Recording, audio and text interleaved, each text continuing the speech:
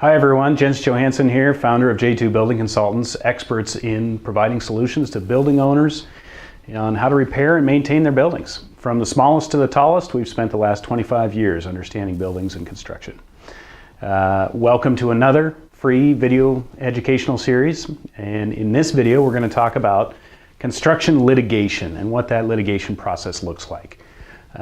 With all our educational videos, we've found that simply talking to you in this conversational manner is much better than the glitzy promotional video editing and fly-ins and glamour that we can do with software these days. So just imagine I'm in your conference room or I'm talking to you on the sidewalk in front of your building, and we're going to talk about this process.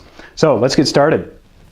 A lot of our customers are either building owners or maybe condominium owners or commercial owners, and they'll say, when, I think I've got a problem, when do I call an attorney?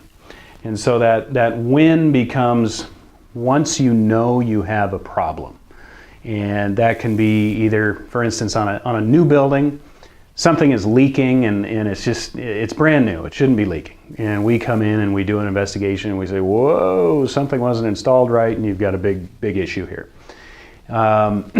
Or if we are just doing some type of annual inspection, for instance, or a kind of a every 3-year type of inspection, and we come across other bigger problems, and we say, hey, you've got a bigger issue here, you might want to think about this. Maybe it's time to call an attorney, or maybe it's at the end of a warranty period and you're not getting any warranty response from the particular contractor, vendor, or supplier. That's the time when you know you should think about construction litigation. Then the next business piece comes in and says, is this a $10,000 loss? Well, don't worry about it. If it's a 6-figure, 7-figure, 8-figure issue, then you need to do what you need to do. And oftentimes that involves litigation. So what's the next step? Well, once you know the problem, then you need to call an attorney. And so our recommendation is that you call attorneys that specialize in construction litigation. So attorneys have lots of different practices, just like doctors. We don't go to our general practitioner for eye surgery or brain surgery. We go and find those specialists. Then they take it from there. They take the legal side from there. They have timelines, they have processes, they need to notify, they need to do the whole lawyerly thing. So let them do the lawyerly thing, but bottom line, find a construction litigation attorney that's experienced in that.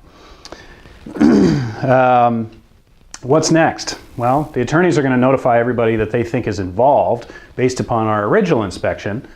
We're going to say these 3 or 4 issues, siding or walls or roof or foundation is a problem. They will notify those parties in that case. And so each one of those parties will then have their own expert, have their own insurance company, hopefully, have their own attorney. And so now all of a sudden you'll have anywhere from 3 to 15 parties in this litigation process. So all those other parties need to get up to speed. So they are going to do their own investigation. They may pigtail back onto some additional investigation that we've already had planned, or they may go out and say, well, it's not our issue that's leaking, it's that person's issue that's leaking, and we're going to demonstrate that that's the case. And so the biggest thing to expect is more poking and prodding of the building and the property, more questions, more costs.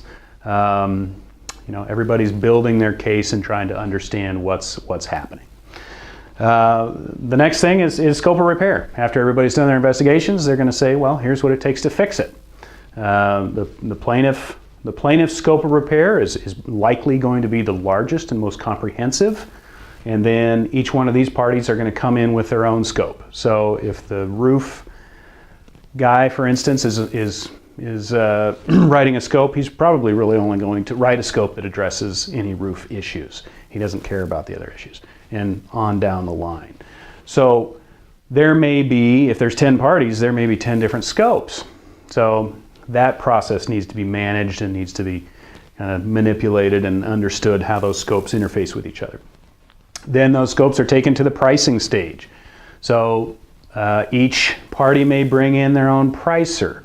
The group may agree on 1 or 2 pricing contractors, saying, here's the 10 scopes, give us 10 prices, or here's the plaintiff scope, here's the defense scope, somewhere in between, work up some prices for us.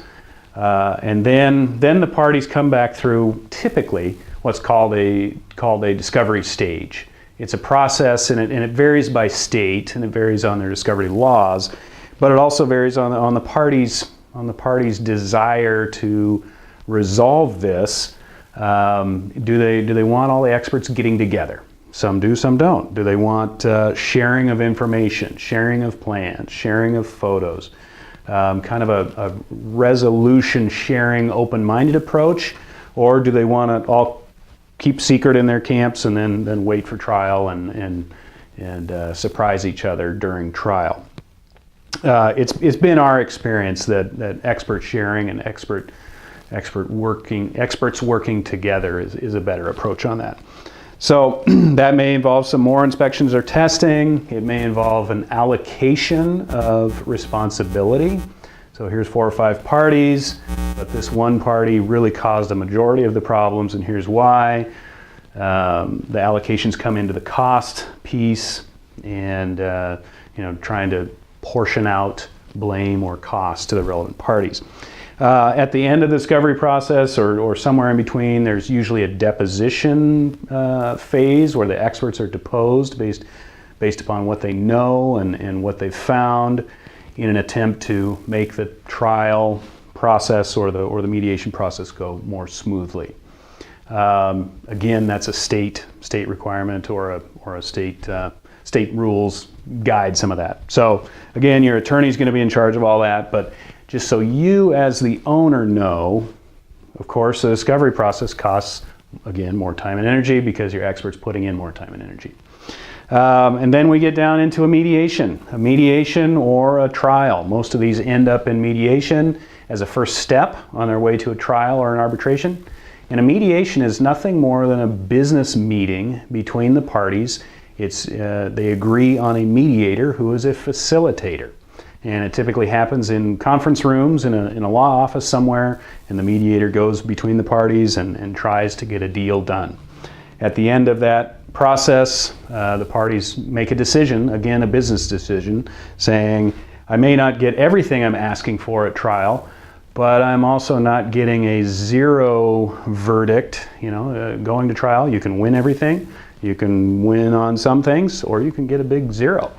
So the mediation process is usually very effective. If that doesn't work, then it moves on to trial or arbitration, and again, lawyers and a whole big legal process. So then you end up at some type of settlement. At the end of this process, you'll end up with a settlement.